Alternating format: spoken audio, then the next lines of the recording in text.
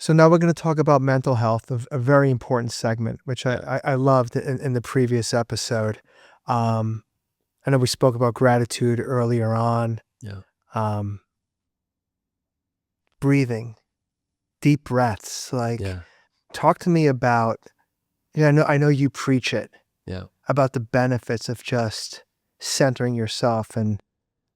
Well, it actually started with my pastor, and and we were listening. He has these meditations that we go into, and he begins every meditation with settling yourself and centering yourself by taking deep breaths. And what I thought was interesting is that not only did it relax me, but it gave me focus. And I know we talked a lot about that deep breathing last time.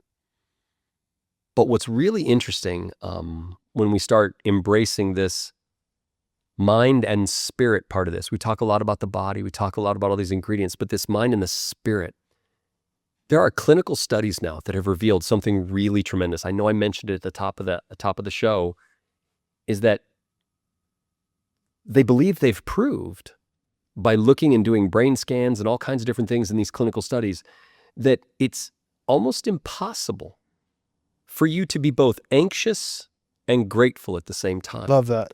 And so that means that it's a choice, right? You're choosing to be anxious. Now, I do agree that there are people out there that suffer from generalized anxiety disorders and stuff like that. Of I get course. that. So there's conditions.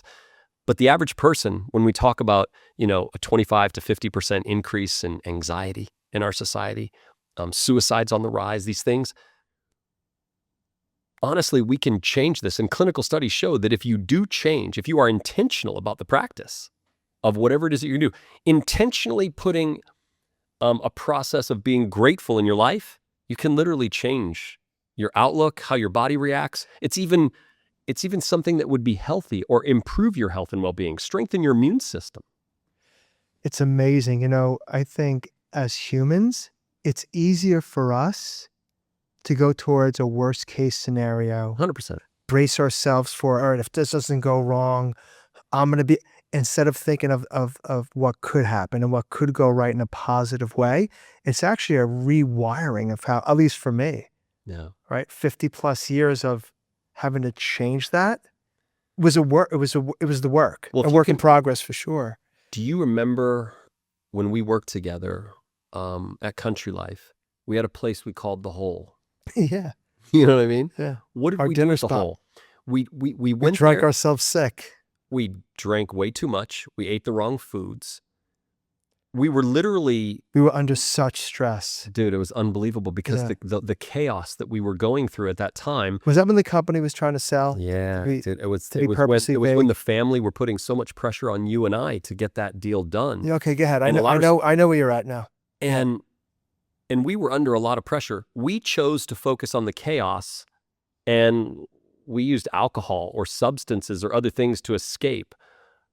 I look back on that time and I understand why we did it. It was inexperience and we were under a lot of pressure. But imagine if you could fast forward, or you could rewind from today's knowledge and go back there and Sure. say, okay, even in the eye of that chaos, that hurricane, if we were to practice a spirit of gratefulness, how much would that have changed our outlook and how we actually approached it? Would we have had as many challenges with our health and other things? Because I know for myself, I got sick way more often. I mean, Oh. I was under stress the whole time. The man I am today, Yeah. I wouldn't have allowed it to bother me. True. I wouldn't even have participated in it. Yeah, it would. Yeah, you know what? That's a really good point, actually. We probably would have our wisdom at that point would have made it so that we would never have allowed it. You're right. That's 1000%. true. A practice of gratefulness, looking at it and being intentional. I mean, if you're grateful, if you're truly grateful about something, it's hard not to smile. Are you familiar with the practice of acceptance? I mean, not in general. I understand what it means to accept. It's somewhat of a Buddhist principle, Yeah. but it's amazing because if you embrace or you accept situations, people, Yeah. their actions, their behaviors, the words out of their mouth as they are, not how you wish they would be, is powerful stuff, man. It changes it. Because when you right, you can't control someone who's going to be a lunatic, a belligerent idiot, right? And we would take that personally. You Yeah. can't. So you just have to, detach yourself from that horrible energy, accept people how they are, don't participate in it, has brought me a lot of inner peace. No, I hear you, and that makes a lot of sense, and it's very practical, actually, if you really think It about it, sounds right? simple, but It, yeah, it is hard to let go. My pastor, Greg Freilich, he's pretty amazing man. I'm involved in a discipleship program with him right now, and really trying to discover what God's calling is in my life, my family's life, and the idea of acceptance and other things is really truly trying to realize, what is it? Why am I here? What am I supposed to be doing? And sometimes conflict is okay to know it's there. It's how we deal with it. you got And it. and that spirit of gratefulness, that ability to take that chaos and say, okay, I get it. It's there. But open up your eyes on how much more there is to be grateful for than there is to dread. And this brings me back to why we dedicated this segment to Jason Temisto. I look at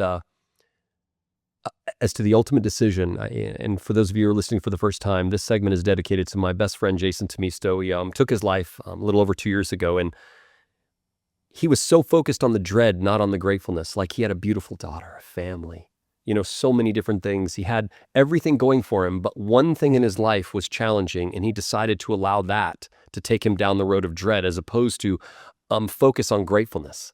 And it's sad, but think about this, the anxiety rising in our society. If we focus more on being grateful, it's amazing. And it's hard not to smile, when you're grateful. So, Look, we could talk for hours about mindfulness and higher consciousness because, look, I have of a different religious faith than you, yeah. but I have a very strong connection to God. So I'm with you on that regard. But applying it to everyday aspects of life is game changing. No, without a doubt. And you know what the cool thing is? You don't have to buy this off Amazon. That's right. It's free. It's something that you can practice. Imagine for a second if you can just go through some deep breathing exercises, focus on what you're grateful for, and begin to meditate on those items and allow those to be your prevailing thoughts, as opposed to, oh my gosh, I got to do this. You have your list, your chaos of the day. I don't know. I think if you start off your day like that, it's actually amazing. Like I said, at the top, my wife and I do these meditations often. Sometimes we don't, but we do these meditations often that kind of give us a good start to our day. And it helps to be mindful about the things that really, truly matter. I Like, love it. I'm grateful for my son, my Yes. family, usually my career and money and things like that come way last. Right. When you really think about it, maybe early on in my life, I would have had a different gauge.